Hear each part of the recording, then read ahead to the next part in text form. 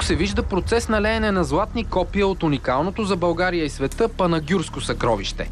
За разлика от фалшификата обаче, тези копия ще бъдат изработени по правила, описани в закона. Ще са по-малки по размер и поне 2 пъти по-тежки.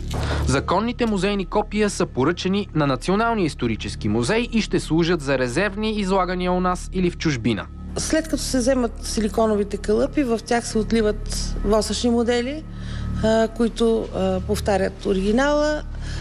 Прави се ретуш на восъчните модели, тъй като все има някъде шупла.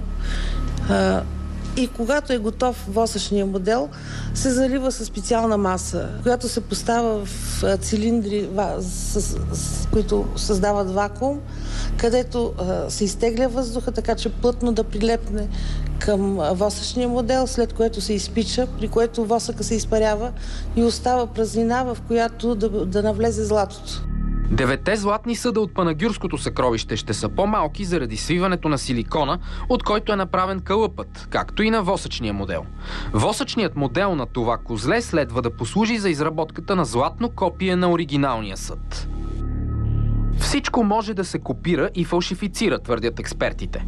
Керамичните съдове, които имитират оригинални антични лампи, амфори или погребални дарове, също стават предмет на измама. Тези керамични матрици, те позволяват бързото снимане на отпечатък на оригиналния образ и след тяхното изпичане те стават вечни за използване, като могат да се направят стотици копия от всяка една от тях. Какво ще ни кажете, например, за този предмет? Това най-вероятно е снето от лампа, антична лампа, и показва изображението на Горгона Медуза, която е едно митично божество. И най-вероятно този, който го е взел, би го използвал отново за направата на лампи. Това предполагам вече отпечатъка от копието. Точно така. Вероятно не е изпечено още и не е застарено, за да може да тръгне по така наречените пазари, за да бъде измамен даден клиент. Направата на това изделие струва минимални средства, посведени от аукциони. Едно такова изделие може да стигне до стотици евро. Печалбата със сигурност за този, който прави фалшификатите, да ги наречем, не е малка. 1000 евро нагоре за подобен артефакт.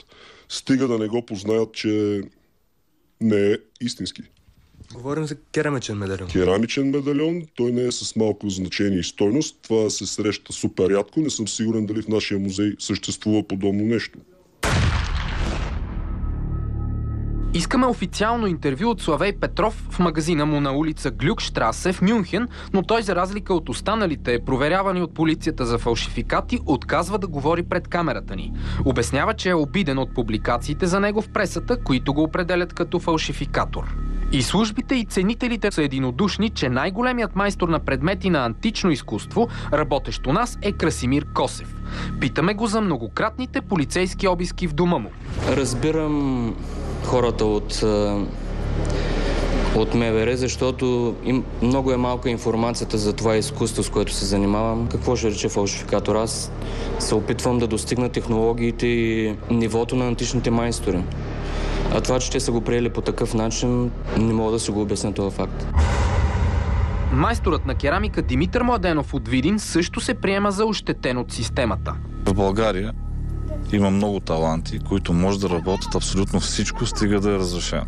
Като сувенири става въпрос. Трябва да има експерти, които да определят кое е сувенир, кое е реплика и кое е оригинал. Не може да нахлуят дадени хора и да ти вземат абсолютно всичко и да те преследват по закона за паметници на културата. Оказва се, че съм по-известен в средите на полицията, отколкото сред хора, ценящи изкуството, и след всеки обиск имам и грабеж, фактически едното следва другото. Майсторът обаче не изключва все пак някой да се пробва да извърши измама с негово творение. Не мога да контролирам историята на моите предмети, след като излязат от моето ателие. Сега кой с каква цел ги е поръчал и какво ги прави след това, аз нямам информацията.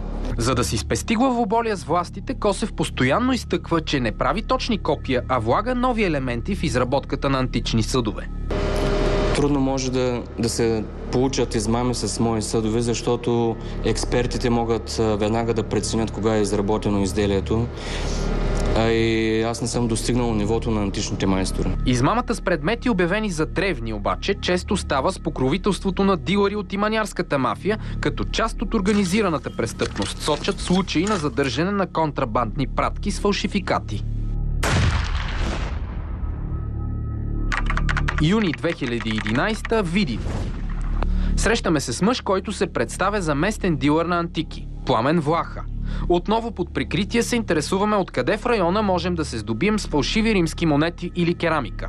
Той ни препоръчва двама майстори от занаята. Значи те не са го правят. Те го бутат за хора, които много не разбират на метод за истина.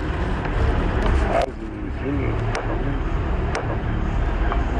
трябва да минеме пак през един дребен прекупвач. Но той е много силен в града като дребен. Защото изкупува всичко.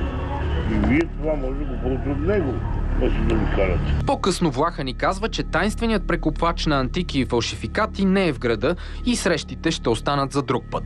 След като тръгва слух, че сме полицаи, мъжът къса връзка с нас. Но дали фалшификатите са патента само на дилърите, работещи на черния пазар? От 2000-та година до сега посещавам музеи, разглеждам експонатите, обаче специално на Панагюрското съкровище, по мое мнение, не съм виждал оригинала в музея. Защото и аз знам при обработката на метала какво се получава и от вътрешна страна на изделието. И аз ги търся тия неща. При това, което виждам, няма го това качество, което бих очаквал от оригиналния предмет. Ние не сме взели мерки законодателно на най-високо ниво, да кажем, че никой не може да произвежда фалшификати на каквото и да е. В Европа безконтролното производство на точни копия на исторически ценни предмети е криминализирано. Точно защото те най-често служат за измами. У нас за сега законодателят не предвижда подобна стъпка.